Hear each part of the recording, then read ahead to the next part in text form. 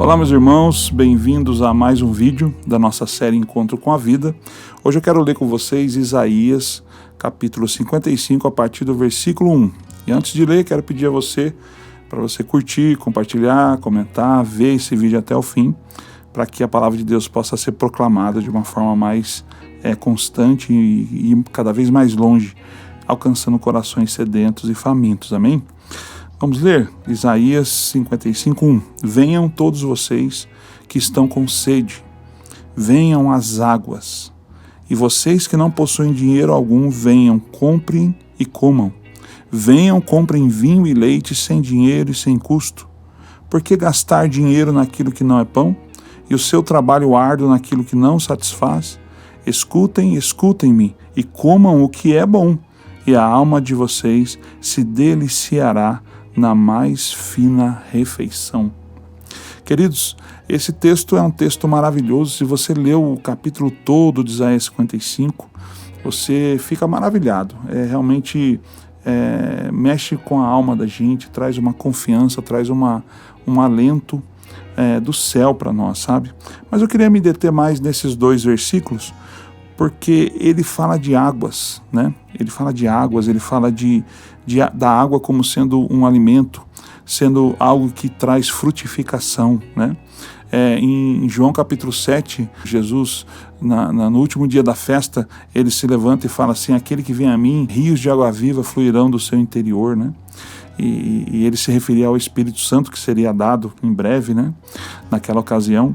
E a água, né? A água é algo que no reino de Deus, no reino espiritual, é algo que significa vida, algo que significa a ausência de juízo de Deus, né? A bênção de Deus que faz frutificar, né? E é impressionante que nós temos muita dificuldade, né? De olhar para a palavra de Deus como sendo algo primordialmente espiritual, que vai com certeza trazer consequências no reino material, mas nós não podemos nunca olhar para a Bíblia primeiro como algo material. Ela é algo espiritual primeiro. Tudo que existe, né, na terra foi gerado primeiro nos céus. E até a oração do Pai Nosso diz, né, assim na terra como no céu. Ou seja, que tudo que é na terra seja dependendo de como é no céu, não é verdade? E interessante que na palavra de Deus você vai ver muitas coisas referentes a números, né? 12 discípulos, 12 tribos de Israel, por exemplo, mas um número assim que é muito recorrente de forma implícita e de forma explícita é o número 3. O número 3, e por que eu estou falando do número 3? Porque a água, ela tem 3 moléculas, 2 de hidrogênio e uma de oxigênio. Talvez você pense assim, mas o que isso tem a ver? Eu vou te explicar.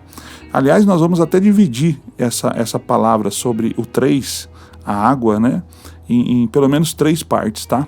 Para a gente não ficar com os vídeos muito longos. Mas voltando, o que o número 3 significa para nós? Por exemplo, o poder gerador da existência da humanidade e da existência até de todos os seres, espirituais ou não, são 3, é a Trindade, né? Deus Pai, Deus Filho, Deus Espírito Santo, né? Por exemplo, a nossa existência, ela se dá por conta de tempo, matéria e espaço.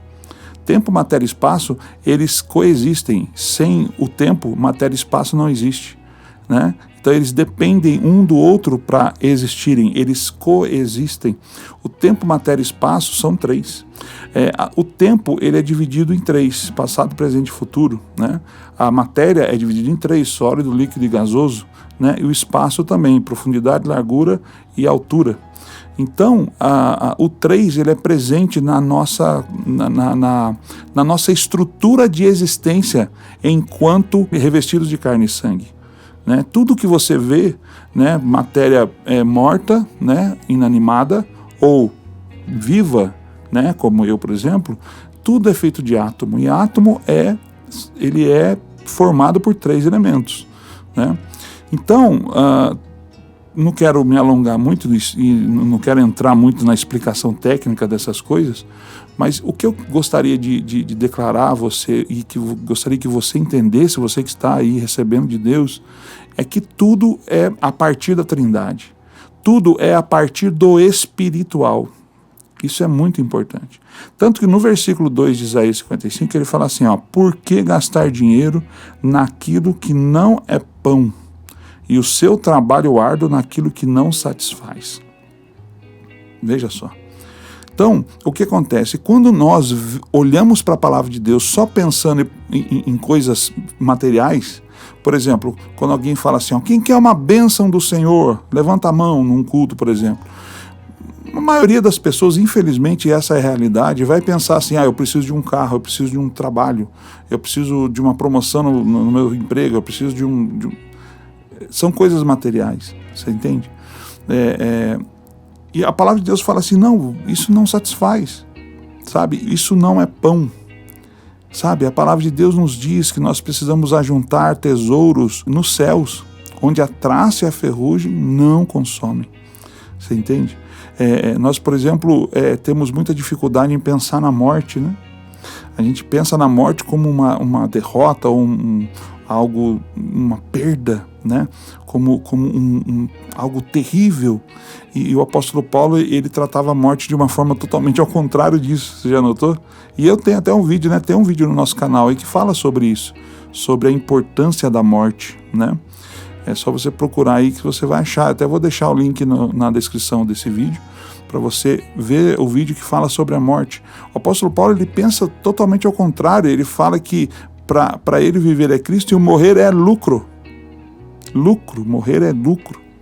Por que é lucro? Porque ele entende, e ele explicou isso aos coríntios, dizendo o seguinte, que quando você morre, você está semeando o corruptível para que possa nascer o incorruptível.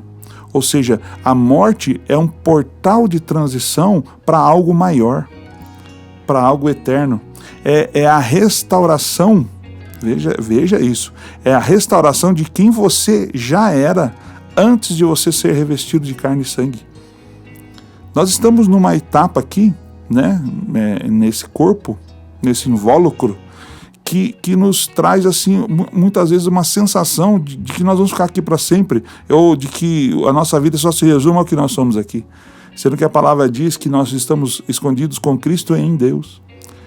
Que existe uma realidade espiritual ao nosso respeito, que ela é antes de nós sermos revestidos de carne e sangue, ela é quando Cristo foi glorificado aos céus e nós fomos incluídos nessa glorificação e hoje estamos em Cristo assentados à destra de Deus.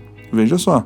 E ela é na eternidade, quando nós deixarmos esse corpo corruptível e vamos brotar incorruptíveis.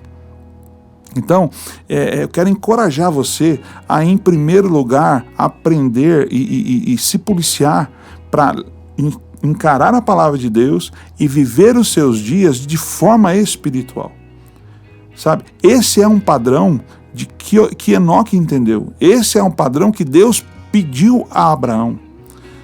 O que eu quero dizer com isso? Enoque foi trasladado, foi levado sem morrer, porque ele andou com Deus.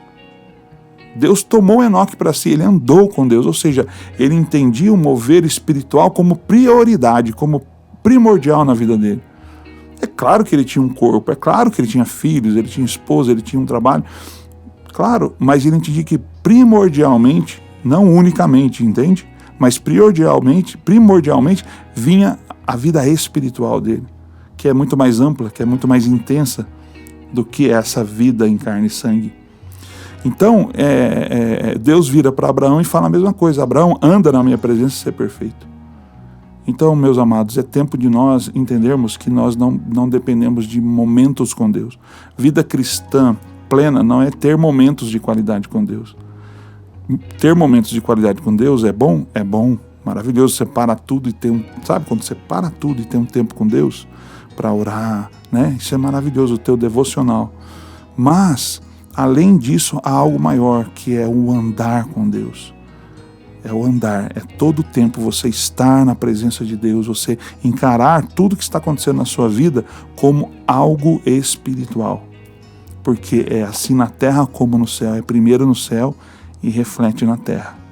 Então que você gaste o seu dinheiro, aliás, que você gaste o seu tempo, gaste a sua energia, a tua força para as águas reais, para H2O, 3 moléculas, para a água verdadeira, porque a fonte da existência é espiritual, baseado sempre no número 3.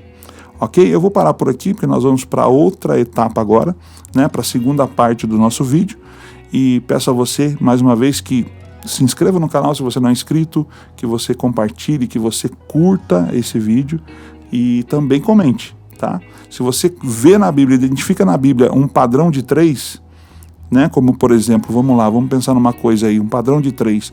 Quantos dias Jesus ficou morto? 3 dias. É um padrão de 3, na verdade. Jonas no grande peixe, ficou quanto tempo lá? 3 dias. Veja só.